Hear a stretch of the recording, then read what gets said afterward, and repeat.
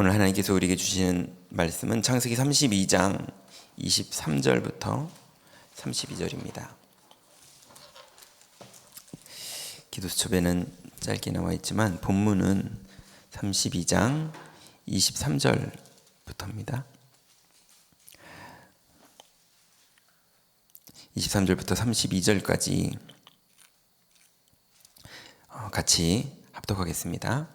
그들을 인도하여 시내를 건너가게 하며 그의 소유도 건너가게 하고 야곱은 홀로 남았더니 어떤 사람이 날이 새도록 야곱과 씨름하다가 자기가 야곱을 이기지 못함을 보고 그가 야곱의 허벅지 관절을 치매 야곱의 허벅지 관절이 그 사람과 씨름할 때에 어긋났더라.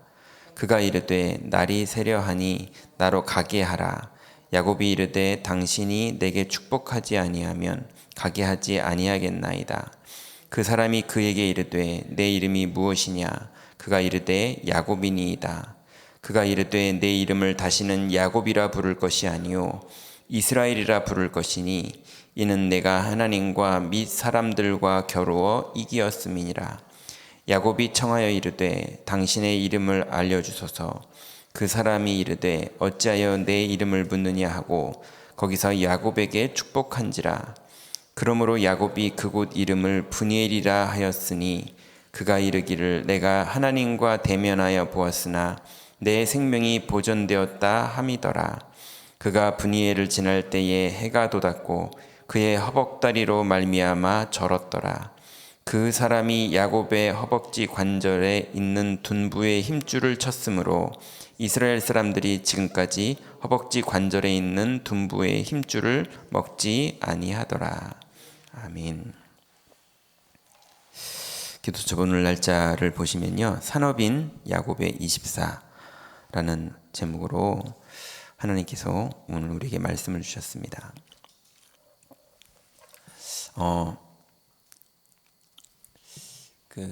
예전에 이제 초등 신학원에서요, 제가 이제 강의를 하는데 이제 끝나고 나면 초등 신학원이니까 이제 아이들한테 강의를 듣고 느낀 걸 적으라고 하고 그 적은 거를 이렇게 체크해 보는 그런 시간이 있었어요.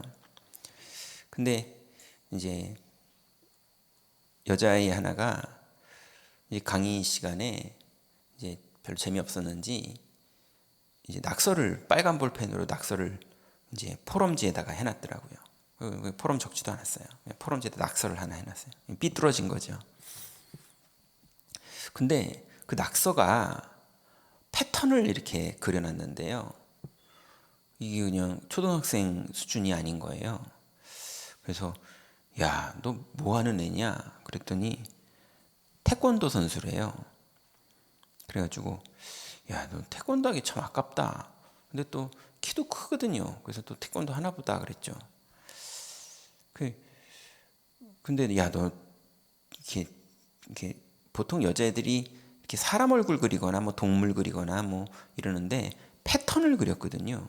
그래가지고 야, 신기하다. 너 좀 디자인 쪽으로 되게 이렇게 재능이 있는 것 같다, 야. 그리고 이제 그 이후로 걔가 별로 기억이 안 나요. 왜냐면 막 이게 열심히 듣고 막 이런 애가 아니니까요. 근데 이제 어느 날 보니까 이제 그 아이가 우리 교회 아이였던 거예요. 근데 이제 제가 그 어느 날 봤던 그때는 이제 중학교 3학년 나이였어요. 졸업하는 나이. 요즘 너 뭐 하냐? 이렇게 물어봤더니 아이가 완전히 태권도도 아니고 막 다른 걸 하고 있더라고요. 다른 거를 하는데 이렇게 봤더니 얘를 이렇게 지도하는 사람들이 장사꾼들이에요. 얘 인생을 소중하게 안 여기고 애를 막 다 망가뜨려 놨어요. 애가 어떻게 살으라고 이렇게 극단적으로 망가뜨려 놓지?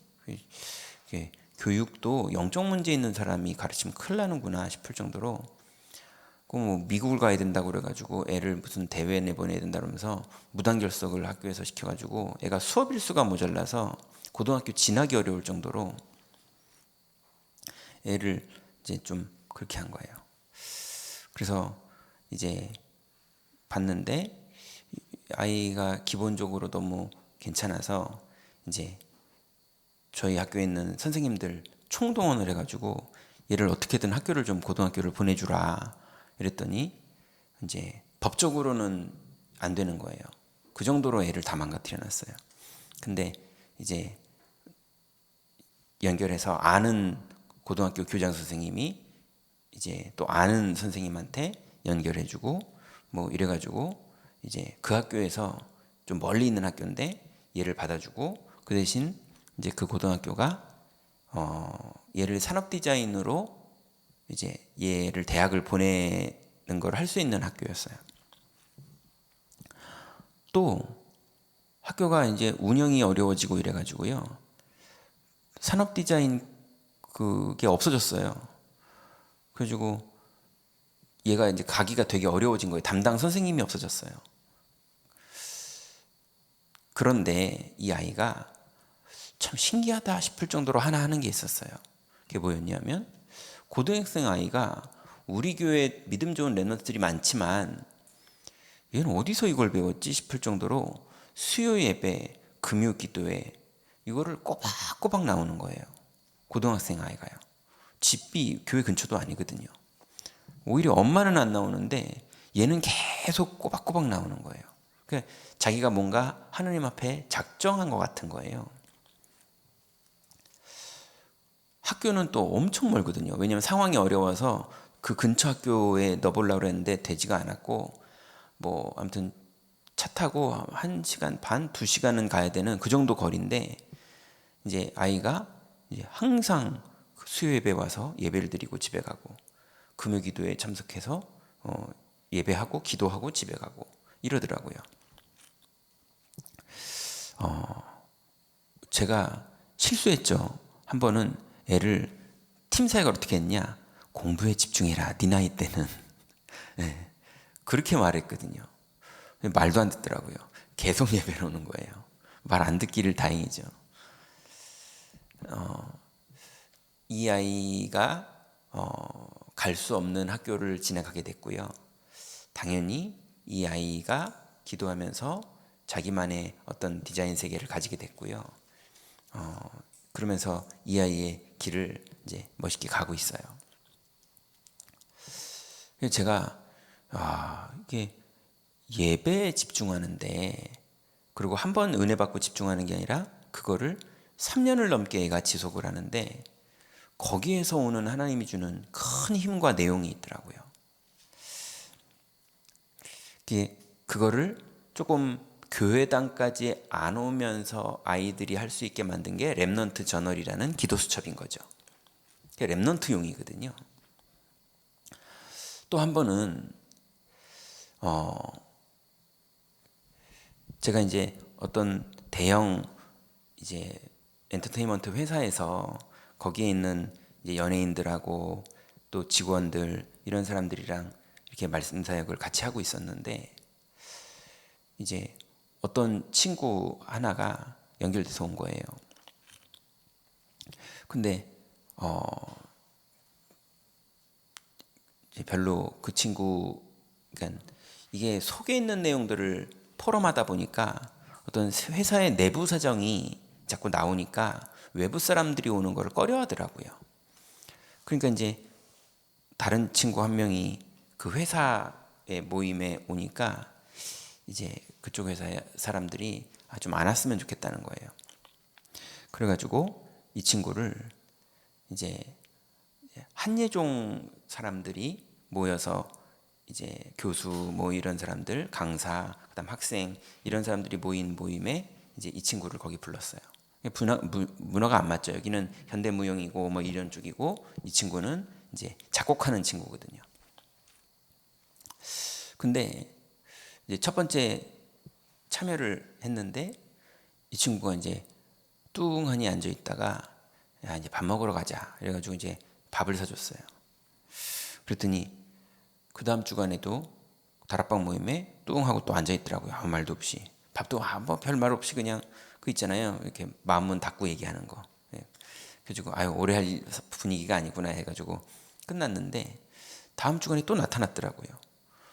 또 나타나더니 말씀을 듣더니 다시 이제 제가 야 잘 왔다 그러면서 이제 밥 사줬거든요. 밥 먹으면서 얘기를 하는데 이번엔 아이가 말을 꺼내더라고요. 이제 얘는 어릴 때부터 이제 외국에서 살았고 음악 하려고 한국에 들어왔는데 자기는 이제 반지하방에서 원룸 반지하방에 사는데 화장실이 방보다 높대요. 그리고 이제 화장실에서 나오는 막 물이 흐르면 이제 방으로도 내려오고. 근데 이제 음악하는 친구들이 원래 밤새서 일하고 낮에는 자고 이러잖아요. 그렇게 살다가 하루는 이제 눈 뜨고 일어나가지고 아 배고프다, 뭐 먹지? 라면 끓여 먹어야겠다 싶어서 동네 슈퍼, 집 앞에 있는 슈퍼 가서 라면, 신라면 하나 들어가지고 계산대에 올려놓고 얼마예요? 그랬더니 뭐 870원이래나 뭐 얼마인데 50원 모자라서 못 샀대요.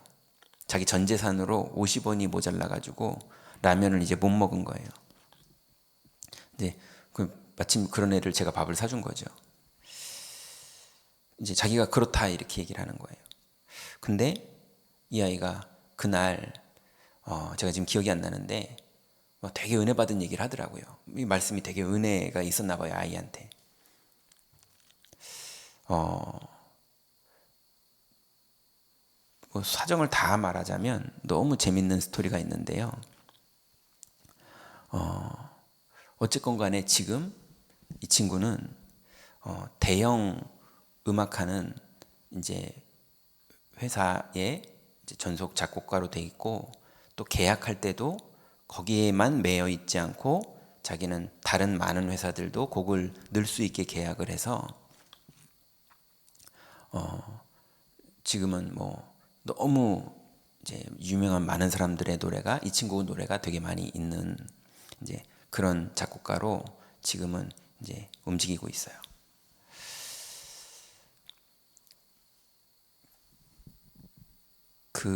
거의 많은 사람들이 다락방에서 만나지면요 언제 하나님의 음성이 들리냐 하면 마음이 가난해졌을 때, 더 이상 길이 없을 때, 자기의 능력으로는 안 된다고 겪는 그런 걸 오래 겪어서 더 이상 나는 희망이 없다고 생각할 때, 그때 두 종류가 나와요. 영적 문제에 잡히면 그냥 나 죽고 끝내고 싶다, 나는 희망이 없구나, 난 더 살아도 계속 괴롭기만 하겠구나, 이러면 이제 젊은 아이들이 죽을 생각을 해요.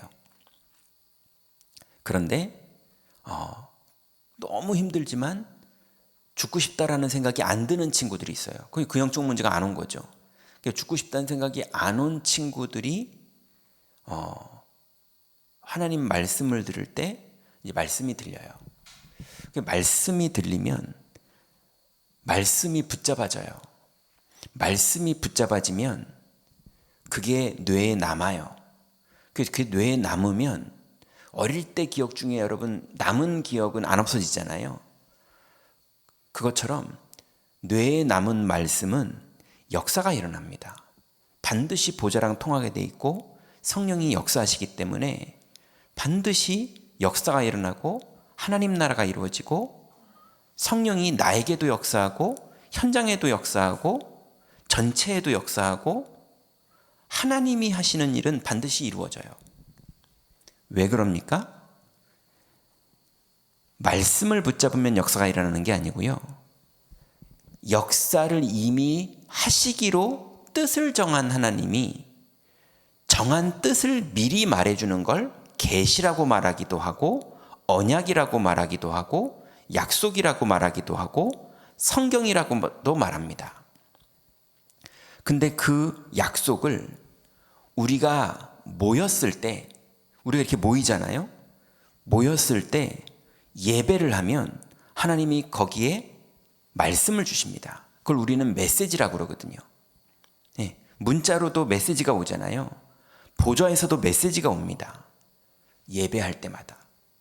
그러니 말씀을 붙잡고 현장에 들어가는 사람은 당연히 말씀이 성취됩니다.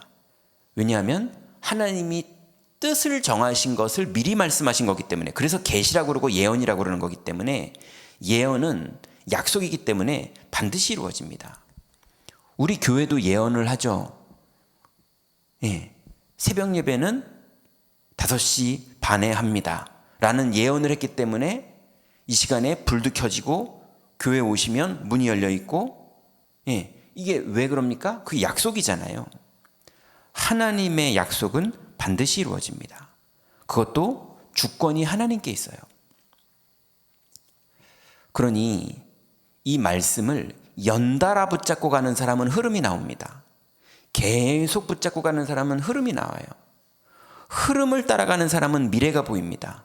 왜냐하면 모든 약속은 다 미래에 이룰 일을 미리 말씀하신 게 약속이기 때문에, 그게 2시간 후의 일이든, 한 달 후의 일이든, 일주일 후의 일이든, 아니면 언젠지 모르지만 반드시 이루어질 일이든 약속은 반드시 이루어집니다. 그러니 우리가 임마누엘 서울교회에 있지만 자꾸 사람들은 사람을 보거든요. 누가 이렇고 누가 저렇고, 이 사람 때문에 저렇고 저 사람 때문에 저렇고, 이 사람이 잘하고 이 사람이 못하고, 사람을 보거든요. 근데 교회는 그게 아닙니다. 약속이 이루어지는 겁니다.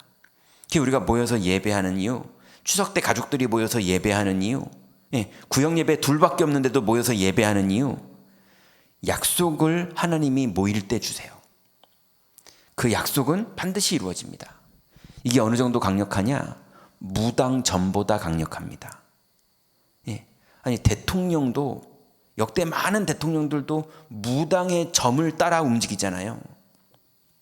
그죠? 많은 3단체의 지도자들도 자기네들이 명상하다가 신에게 받은 계시대로 움직이잖아요.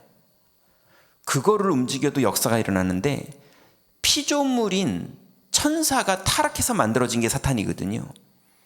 근데 창조주 하나님의 약속이 이루어지는 건 아무도 막지 못합니다. 내 뜻을 이루려고 하나님 앞에 잘하는 거 말고요, 하나님 뜻이 뭔지를 붙잡고 하나님 앞에 서면 나를 향한 하나님의 계획이 이루어집니다. 내 고집 말고, 내 소원 말고, 나를 향한 하나님의 계획, 우리 교회를 향한 하나님의 계획, 내 직업을 향한 하나님의 계획, 그 길은 아무도 막지 못합니다. 그건 사탄도 못 막아요. 세상 누구도 못 막습니다. 그러니 중학교 3학년 때부터 수요 예배, 금요 예배를 참여하면서 그 약속을 붙잡고 그 흐름을 따라가는 맛을 본 그 아이가, 그 아이의 여정에 하나님이 계속 역사하시는 거예요. 라면도 사 먹을 돈이 없던 아이가 약속을 붙잡고 하나님 앞에 말씀이, 그것도 자기가 은혜 되겠다고 집중한 것도 아니라 그냥 은혜가 되는 하나님의 말씀이 먼저 자기에게 임해서 따라만 갔는데도 어마어마한 하나님의 역사가 일어나거든요. 교회 안에서나 그건 하는 얘기지 세상 나가면 너무 험해요. 캄캄한데 불이 더 밝이 보입니다. 절대 그렇지 않습니다. 그래서 우리가 하나님의 약속을 믿을 때 하나님은 역사하시고, 기다릴 때 하나님은 역사하시고, 시험이 와서 나를 흔들리게 하는 일들이 벌어졌을 때, 영적 싸움 싸울 때 하나님은 역사하시고, 그 언약을 붙잡았기 때문에 이건 아니다 싶은 일이 우리 앞에 펼쳐져도 그걸 믿음으로 약속이 이루어질 걸 믿고 그걸 수용할 때, 그리고 양보할 때, 그때 성령이 역사하십니다. 오늘 기도수첩을 보니까요, 교회 예배 아니면 직분, 본부 훈련에는 하나님의 계획이 있다는 것을 꼭 기억해야 합니다. 토요 본부 강단과 주일 설교를 한 단어 또는 한 문장으로 요약하면 좋습니다. 이것을 가지고 한 주간 계속 기도하는 것입니다. 응답과 상관없이 지속하면서 흐름을 타면 미래가 보입니다. 이때 주의할 것은 교회나 다른 사람의 틀린 것과 다른 것도 수용해야 더 정확한 미래가 보인다는 것입니다. 왜냐하면 하나님이 우리를 부르실 때 모든 것을 완벽하게 준비하셨기 때문입니다. 첫 번째 보니까요, 이미 야곱을 부르실 때 하나님은 야곱을 선택하셨습니다. 이미 야곱은 선택되어졌습니다. 쌍둥이로 태어날 때부터 하나님은 큰 자가 작은 자를 섬길 것이라고 미리 약속하셨어요. 이 야곱에 대한 언약을 어머니 리브가도 알고 있었죠. 그러나 이 하나님의 완벽한 준비를 믿지 못하고 팥죽으로 에서의 장자권을 빼앗았습니다. 심지어는 아버지도 속였습니다. 이 사실을 알게 된 에서를 피하여 도망가다가 베델에서 꿈을 꾸게 된 겁니다. 그때 베델에서 끝까지 함께 하시겠다는 하나님의 말씀을 듣고 그 자리에 약속 붙잡고 기름을 붓게 됩니다. 두 번째로 세계복음화 때문에 야곱에게 많은 재산을 하나님이 주셨습니다. 20년 걸려 라헬을 아내로 삼게 되었죠. 드디어 야곱이 거부가 됩니다. 그걸 자기의 노력으로 거부가 되었다고 생각했지만 사실은 이미 하나님께서 세계복음화 때문에 야곱을 쓰시기로 작정하시고 엄청난 재산을 준비하셨던 겁니다. 그러나 착각하고 있는 야곱은 라반을 속이고 이제 귀향을 결정하게 됩니다. 스스로 고생하는 거죠. 세 번째로 약복강에서 야곱에게 체험하게 하신 하나님은 야곱은 형의 마음을 풀기 위해서 예물을 미리 강 건너로 보냈죠. 그런데도 형이 군인 400명을 끌고 온다는 소식을 듣고는 홀로 약복강에서 다시 기도하는 사람으로 바뀌었습니다. 천사와 씨름하며 환도뼈가 부러질 정도로 기도했습니다. 왜 그럽니까? 자기 능력으로는 도무지 가능성이 없거든요. 그러니 그래도 믿음이 있으니 하나님 바라보는 것, 그걸 시작한 거죠. 세상 방법을 버리고 하나님 방법 앞에 무릎을 꿇었을 때 이스라엘이라는 약속과 12지파를 이루는 축복을 하나님이 야곱에게 주셨습니다. 그래서 이름이 바뀌었다는 것에는 24, 앞으로 응답인 25, 영원히 남길 작품이 들어 있습니다. 하나님은 우리에게 완벽한 준비를 하고 계심을 잊지 말아야 합니다. 스티브 잡스 그 일대기를 보니까요, 대학교 다닐 때 이제 맨발로 다녔더라고요. 그래서 교수님들이 맨날 넌 왜 자꾸 맨발로 다니냐 뭐 이러면서 잔소리를 했던 게 기록이 남아 있더라고요. 그 요가 수행 중이었거든요. 그 아이가 대학생 아이가 이게 어떻게 보면 꼴통인 거죠. 대학생 아이가 맨발로 자기 24를 산 거예요. 그럼 여러분 생각해 보세요. 주일날 교회 올 때마다 입구에서 다 신발을 벗고 하루 종일 맨발로 교회를 사람들이 돌아다니면 어떻게 되겠습니까? 예. 여러분 출근을 맨발로 하면 다 신발 신고 다니는데 여러분 맨발로 다니면 어떻게 되겠습니까? 24 깨어 있는 거예요, 그게. 그죠? 템플스테이를 봉은사로 가봤거든요. 저를 안내해주는 그 여자분이 이렇게 저희를 안내하면서도 지나가다가 이제 스님이 지나가거나 아니면 또 이제 거기에 이제 신도죠. 그 사람이 이렇게 또 지나가거나 그러면 우리를 안내하면서 그 사람 만나면은 이러고 지나가고 뭐라고 말하는 거 있잖아요. 그러면서 지나가고 말하면서 지나가고 이러더라고요. 제가 그거 보고 야, 이거 참 좋은 시스템이다. 우리 임마누엘 설교회 주일날만이라도 온 교인이 장로님 아침에 이렇게 만나면 장로님 안녕하세요 그러고 악수하고 이러잖아요. 근데 예수는 그리스도, 주는 그리스도시요 살아계신 하나님의 아들이십니다 이러면서 하루 종일 주일을 보내면요, 집에 갈 때는요 성령 충만해서 가겠더라고요. 근데 어떨 때는 집에 갈 때요 너덜너덜 지쳐서 갈 때도 있거든요. 회의 잘못해서 막 감정 싸움 일어나고 이러면은, 주차 봉사하다가 막 이상한 사람 만나면은 뭐 사람이 너덜너덜해서 집에 가기도 하거든요. 그러니 이게 뭔가 말씀을 붙잡고 집중하는 나만의 방법을 야곱도 찾았고, 그걸 베들레헴에서는 기름을 부은 걸로, 그죠? 아니면 이름을 바꾸는 걸로, 아니면 아브라함은 단을 쌓는 걸로. 근데 불신자들도 귀신하고 어떻게든 접촉해 보려고 뭔가 깨어있는 방법으로 그걸 하고 있거든요.